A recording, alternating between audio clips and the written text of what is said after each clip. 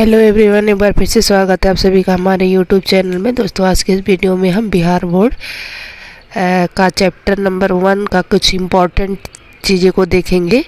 तो यहाँ पे हमने कॉपी पे लिख लिया है, ये देखते हैं।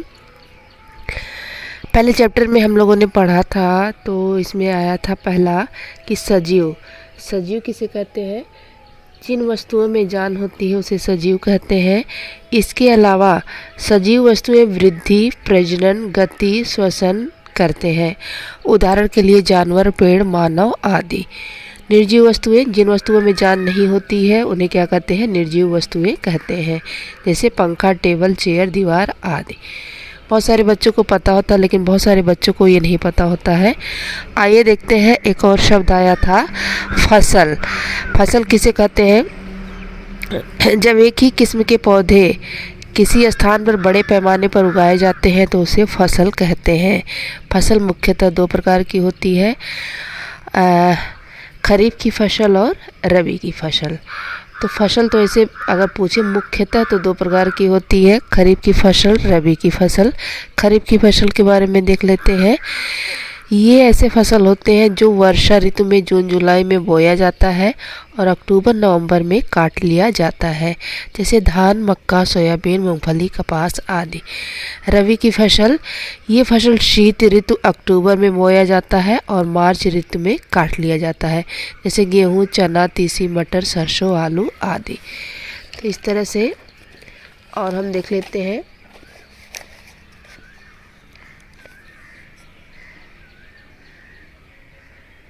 ये हमारा हो गया। इसके अलावा एक अन्य फसल है जायद की फसल। यह मार्च से जून तक उगाई जाती है। उदाहरण के लिए तरबूज, खरबूज, खीरा, ककड़ी, मूंग आदि। तो मुख्यतः अगर देखा जाए तो फसल 2 प्रकार की, लेकिन ऐसे पूछा जाए तो 3 तरह की, मतलब जायद की फसल को भी ऐड कर लिया जाता है। और उसमें इम्पॉर्टेंट चीज़ आया था कि फसल उत्पादन के चरण या पद्धतियाँ। तो क्या है, मिट्टी उत्पादन करना, बुआई, खाद एवं उर्वरक देना, सिंचाई, उसके बाद खरपतवार से सुरक्षा, फिर कटाई, फिर भंडारण। मतलब पहले नंबर पर मिट्टी तैयार किया जाता है, फिर बुआई की जाती है, फिर खाद दिया जाता है, फिर सिंचाई किया जाता है, खरपतवार से सुरक्षा, कटाई और भंडारण। ह्यूमस एक शब्द आया था, ह्यूमस किसे कहते हैं। मिट्टी में मौजूद एक गहरा रंग कार्बनिक पदार्थ है जो पौधों और जानवरों के सड़ने के बाद बनता है। यह मिट्टी को क्या करता है, उपजाऊ बनाता है। कई बार हम देखते हैं जब जहाँ पर खाद रखा रहता है तो वहाँ की मिट्टी जो है गहरी हो जाती है, काले कलर की हो जाती है। वो मिट्टी बहुत ही उर्वरक वाली हो जाती है और पौधे बहुत ही अच्छे से वहाँ से निकलते हैं। तो उसी को क्या कहते हैं, ह्यूमस कहते हैं। एक और शब्द आया था सिंचाई किसे कहते हैं। सिंचाई निश्चित अंतराल पर खेत में जल देना सिंचाई कहलाता है। निश्चित अंतराल पर खेत में जल देना क्या कहलाता है, सिंचाई कहलाता है। सिंचाई की 2 विधियां हैं। सिंचाई की परंपरागत विधि घिरनी, चेन, टेकली, रहट। सिंचाई की आधुनिक विधि छिड़काव तंत्र, ड्रिप तंत्र आदि। बहुत ही इंपॉर्टेंट क्वेश्चन है ये, कंपटीशन एग्जाम में भी पूछा जाता है कि सिंचाई की आधुनिक विधि क्या है। तो छिड़काव तंत्र है, ड्रिप तंत्र।